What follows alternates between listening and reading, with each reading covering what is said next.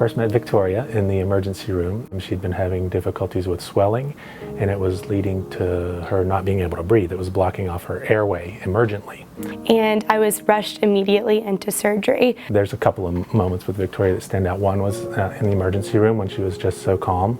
I didn't realize how serious it was in that moment until they started going through forms with me, and he looked at me and asked me if I had a do not resuscitate on file.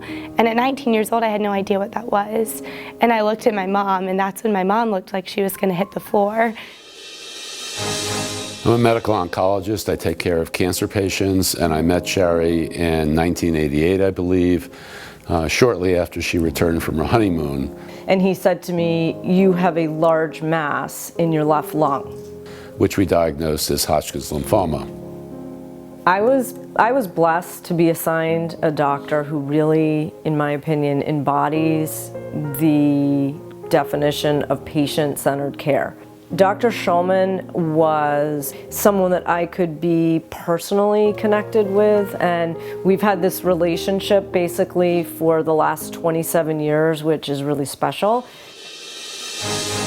My background was in neonatal intensive care nursing. I was able to give Deanna tips and what to expect, what not to expect. So when Mason was born at 26 weeks, there were all these complications that automatically come along with having a micro-preemie baby. One of my family members, she'd been a NICU nurse for years at the time, and so definitely I had her support, and she was always there explaining things. Well, my role as a family member was just to be there for support and just be informative, because I believe the more information that you have, the more powerful you are. If she had not been there along the journey to kind of help me understand what I needed to advocate for, in a lot of instances, we wouldn't have gotten some of the things that we got. I recall him just being very humble and very knowledgeable, and he was the quiet one in the room. And afterwards, he sent me a very long email of about 10 things that we needed to work on from the committee. I think the important thing for most people is that you feel as though you're having an influence. He's just a plethora of knowledge. He's an excellent person. I mean, you couldn't ask for a better patient advisor to be on your team. I was one of the very few people when I first got started who got involved because what arguably I had done is complained. But for all of us, there's that sense that you're there in order to try and make it better for everybody.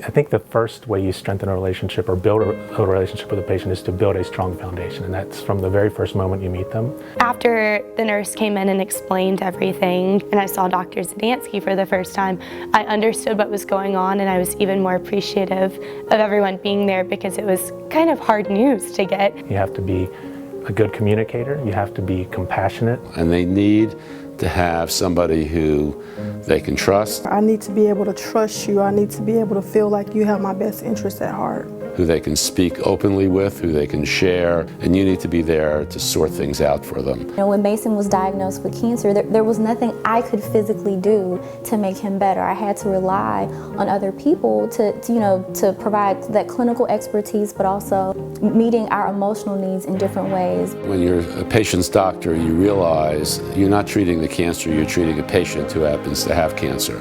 For me, it was really important that the doctors understood that this wasn't just about naming my disease and identifying a treatment, it was also about the whole me and all the implications. When someone gave me eye-to-eye contact and said, "We're going to figure this out, it's going to be okay," that's when I felt the most at ease. It's hard to explain, but I just felt like, okay, it's going to be okay.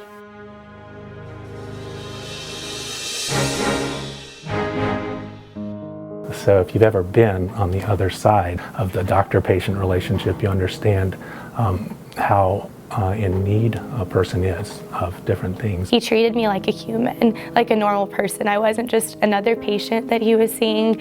I was Victoria, and I loved that about him. And that means so much, because they don't have to do that. They're professionals, they're being paid. They don't have to do that, but because they do, you feel like people care. treating them like a person and not a patient.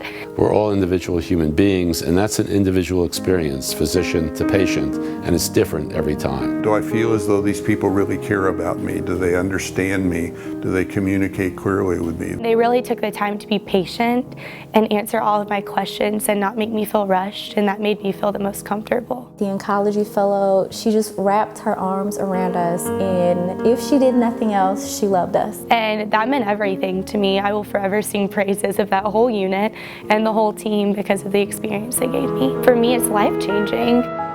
Patient experience is a human experience.